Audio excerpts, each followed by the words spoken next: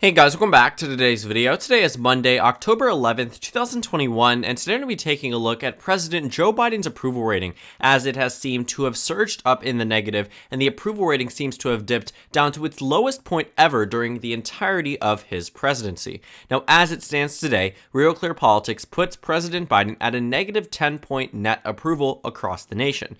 This comes as a result of two new pollsters, Trafalgar Group and Rasmussen Reports, releasing numbers that show Joe Biden in the negative double digits. This is combined with the poll that was released earlier on that you might have heard about because it is a very reputable polling source, one that is routinely used by both Democrats and Republicans, Quinnipiac University, that showed that Joe Biden was in the negative by 13 points nationwide. So, barely any of these polls really show a good result for President Biden, and thus the average has dipped down to very, very, very low levels for the President of the United States. It seemed to be at a point in time that he was rebounding in terms of his approval rating. He got closer, and the disapproval rating number had dropped. Previously, its high point was 51%, according to Real Clear Politics, and then it began to dip down and below 50%, down to a low point of just 47.9%, in which the approval rating was 45%. The disapprove was just plus 2.7% across the spread. But then, all of a sudden, in just a matter of a few days, the disapprove went from 48% and the approve at 45% to disapprove at 53% and approve at 43%. What was a 3-point difference is now a 10-point difference, and this cannot be ignored. Joe Biden seems to be falling off in terms of the way that the American public views him for a variety of reasons, and it honestly makes a lot of sense. With the resurgence of COVID-19 across the nation, it becomes increasingly more difficult to draw comparisons and differences between President Trump's administration and their handling of the virus and President Joe Biden's. Obviously, there are the main differences in terms of vaccination efforts, in terms of believing the science. But to the American public that is now all of a sudden under the threat and possibility of stay-at-home orders and mask mandates that they otherwise didn't have to worry about over the summertime, they are going to blame one person who promised them that they would get it under control within the first 100 days. And while it did seem like that for a very good period of time, that the COVID cases were getting down low and low and low. I mean, flashback to just 3 months ago, the average cases per day were just 11,000 cases. Today, that number stands at 96,000, which actually hit a recent high point back in early September of an average of 175,000 cases per day. It's insane to think about, largely, I think, because of Labor Day, because of the congregations there, but we are right about to hit into Thanksgiving season, so you can absolutely expect these numbers to resurge. Because if you actually want to take a look at back a year ago, back in 2020, the numbers were not nearly as bad as they are today, and that was before the vaccine had been released. So while people are getting vaccinated, people are trying to be safe amidst this global pandemic, or pandemic because that is a little bit redundant. You do have to understand that people are going to be angry regardless of vaccination status at whoever is in office. Because if they look at this and say, I played my part, I wore a mask the entire time and I got vaccinated immediately when eligible, and now I am being punished because of the unvaccinated. There are now stay-at-home orders because of the unvaccinated, the possibility of those. Schools are beginning to close down. Universities are shifting to a temporary online status for 2 weeks at a time. People are getting upset, and they don't know who to turn to be upset about, because Donald Trump is no longer in office, so now they turn to the next president, which is President Biden. It's the same way that President Trump's approval rating dipped significantly amidst COVID-19, and thus one of the main reasons why he ultimately lost the 2020 election. But there's just so much to see looking at this disapproval rating. Now, if you are out there and you're a Joe Biden supporter and you're watching this video, this doesn't look great to you. But I do want to say that it also depends on where you look at. I'm looking at Real Clear Politics because they have actually given us a very good estimation of the approval rating compared to FiveThirtyEight and a number of other polling resources. In addition, I think that they may be it seems that Joe Biden is in a worse position than what FiveThirtyEight suggests, but they also do a little bit more investigation into the overall approval rating. They show approval rating by coronavirus, economy, et cetera, et cetera, et cetera. So you will see a lot of those breakdowns that you might not be able to find on FiveThirtyEight, which is why I use it for a very big portion of my data analysis here. But you can see that the popularity rating for Joe Biden on FiveThirtyEight is overall putting him at a negative 5 points nationwide, which is very different than being at negative 10 points. I think this is largely, number one, because they seem to weight these polls differently. They do it a little bit better. They sort of average them out and they adjust for internal biases and a lot of other things. They pretty much try to make it more representative of the American public, which is what a good thing, but also there can be some type of mistake made. Of course, I'm not trying to criticize 538 or Real Clear Politics for the way that they do go about things, but I do want to say that I don't necessarily see this as invalidating one source or another. I'm still going to value both when it comes down to understanding political opinion and polling data itself. And I cannot ignore the fact that this is absolutely cataclysmic for the Democratic Party. I'm not going to, there's no way to try to spin this in a positive or in a less negative light for President Biden. In fact, if you want to bring up some comparisons, it gets even worse for the Democratic Party because 538 doesn't track the favorability ratings, at least on a polling average or rolling average that we've seen, but Real Clear Politics does. And I tend to use them a lot more often for favorability ratings and for other polls, just simply because they provide a lot more context and more breakdowns with averages. So you can see here that President Donald Trump has an favorability rating across the nation in which the American public can respond whether or not they like President Trump or dislike him. And obviously, the majority of the country does not like him. That's why he did not win re-election. But that number stands at 52.3%, and those who view him in a favorable light are 43.7%. Now, that's a negative spread of 8.6% across both of those numbers. President Biden's numbers today, negative 9.5%. Just let that settle in for a moment. Joe Biden is disapproved of more in terms of his job of the presidency than Donald Trump is disliked across the nation, which is why this is such a significant dip and such a significant change that needs to be addressed. And when you take a look at the Biden favorable/unfavorable, it is also in the negative and is just 3 points off from being where Donald Trump is today in terms of that favorability rating. Isn't that something? The fact that Joe Biden and Donald Trump are just 3 points apart from being in a very similar position, and this disapproval rating in terms of handling the oath of office, in terms of handling the Oval Office, you can see here that the American public clearly has some strong dislike for the way that Joe Biden is handling things right now. I mean, this is very worrisome and should be a warning sign for Democrats ahead of the 2022 midterm elections, because they look at these Senate elections, they look at these House elections and say, we can survive some portions of it if Joe Biden is approved of, but they have no inclination, and nothing that's telling them that Joe Biden will be approved of in time for the 2022 midterm elections, and thus a lot of worry will begin to come about. And we can explain why that is in just a moment. So if you actually take a look at the approval rating of previous presidents, let's say George W. Bush, for example, you can actually see the way that he has been disapproved of in the past, and we'll go to that for just a moment. Looking at President Bush's disapproval rating, you can see that in 2006, the numbers on Election Day, or right around Election Day, President Bush was disapproved of by around 16 points across the nation. That ultimately resulted in the Democratic Party winning back control of both the House and the United States Senate. Then moving on to 2010, you can take a look at President Obama's job approval rating. By the time we had reached the 2010 midterm elections, in which the Republican Party picked up, and I will show you in just a moment how many seats they picked up in the House of Representatives, he was only disapproved of by around 3 points. Well, this is what the House map was, with that 3-point margin.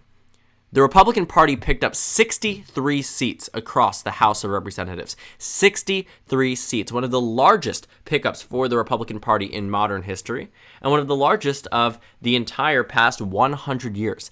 A 63-seat pickup is nothing to scoff at. This is an absolutely insane pickup. You can see the difference between the old map, if you want to go look back at the 2008 map, versus the 2010 map. The Democratic Party was wiped out in the South, and to this day, they have yet to win a single one of these districts besides some of the more competitive ones from this time period. Many of these used to be safe Democrat. There used to be Democrats that represent the states such as Arkansas. No longer does that exist. There used to be 3 additional Democrats in Tennessee. Now, there only seems to be that 2 remaining ones. I mean, you're looking at a number of states in which had many more Democratic representatives, many more people that were able to represent Democrat ideology across the nation. New York, New Hampshire flipped both seats to the GOP. North and South Dakota went to the right. Idaho flipped. I mean, just so many things went wrong for Democrats, and the approval rating, just to think about, on the Real Clear Politics average was only -3. How insane is that? But 2010 actually wasn't the worst year for the Democrats in the House of Representatives in the 21st century. That actually brings me to 2014, yet again another bad year for the Democratic Party. Now, if you take a look at the disapproval rating here, the disapprove was plus 11 points across the nation, and I'm going to show you what the House map looked like in 2014. Here's what the House map looked like. The GOP went from a position where in 2010, sure, they picked up 63 seats, but in 2014 ended up with a larger majority than what they got in 2014. Joe Biden's approval rating is mirroring where President Obama's is right now. And if that ends up being true, the 2022 House elections could end up in a very similar position like this one. Right now, Democrats have 220 seats, which means they have a very large amount of seats to lose. For Republicans to get to this point, they would only gain less seats than what they gained back in 2010. Less seats by a lot, actually, which would bring us to this conclusion that it is very much, at least entirely possible, that Democrats would end up losing these House races and lose the House majority by a significant amount. And if you take a look at the Senate elections, a place where the Democratic Party is looking for a lot of hope, this -11 approval rating sentiment across the nation led the Republican Party to victory, but not just by a simple amount. This majority that was established in 2014 was the majority that was overtaken by the Democratic Party in 2021. It took 7 years to revert this damage that the GOP put on the Democratic Party through their wave election. The preventive measures by winning in races such as South Dakota, Montana, Arkansas, Louisiana, West Virginia, these Senate races that were not winnable for Democrats in 2020, but were previously winnable and previously competitive, but now have very solid Republicans, thus making this Senate map here much less competitive than where it was in the past. The GOP picked up 8 total seats across these Senate elections and absolutely blew the Democratic Party out of the water. And this could happen in 2022. The approval rating cannot be ignored for President Biden. Let's take a look at the approval rating in the economy, foreign policy, immigration, and also coronavirus. I don't want to look at direction of the country. The economy pretty much dictates where the rest of the nation goes. For a long period of time, the approval rating in the economy was in the positive, but then it started to dip. With the resurgence of COVID-19, with the Delta variant and a number of other variants that are ravaging across this nation, the economy became more at risk. There were concerns about people not being able to work and not being able to purchase things anymore. Non-essential travel, non-essential businesses, the same thing that happened during the beginning of the pandemic. In terms of foreign policy, this is where Joe Biden hurts the most. -15 points across the nation. Previously, he used to be up here.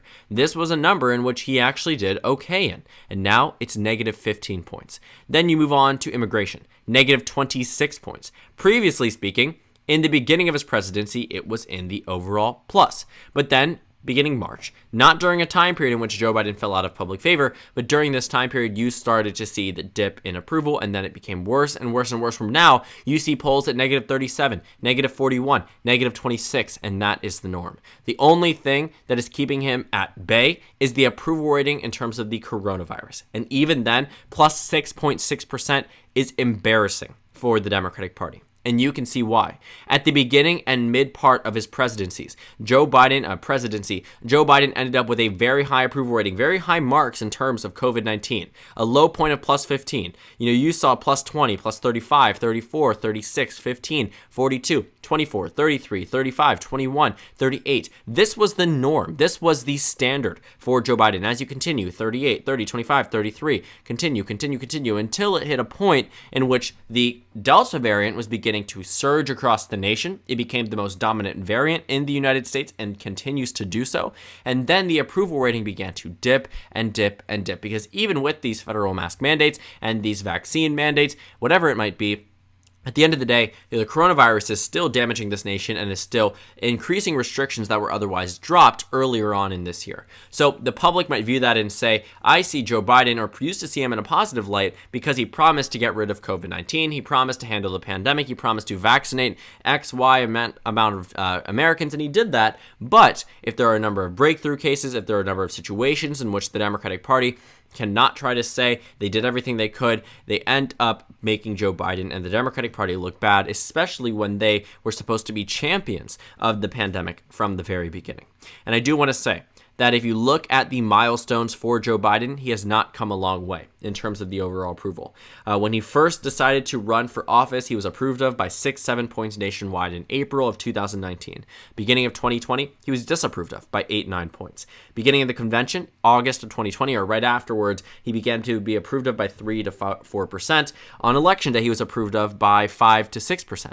And then you started to see January 2020, right after inauguration, plus 15 to 16% in terms terms of the favorability rating. Midsummer, plus 7.8%, and now negative 5 points. So it definitely has been through a whirlwind in terms of overall favorability rating, but it has not come a long way from when these polls first began, or not first began, but began again because he was the vice president under President Obama.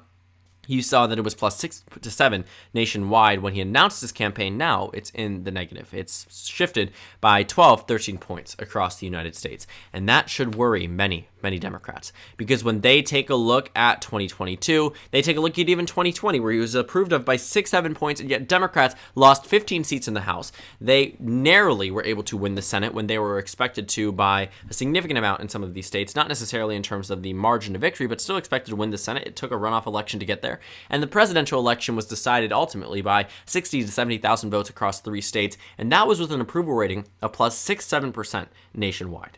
Well, being up 6-7% nationwide, 5-6% nationwide resulted you in this. What will it give the Democrats when you are not on the ballot and an expected year is meant to be a better year for the opposition party? And that's what should worry many Democrats. When they look at 2020, when they look at their previous elections and they see, we know what happens with this exact Senate map when we run a lackluster Democrat at the top of the ticket, or there's a lackluster Democrat in the position for the White House or the overarching position, the face of the party.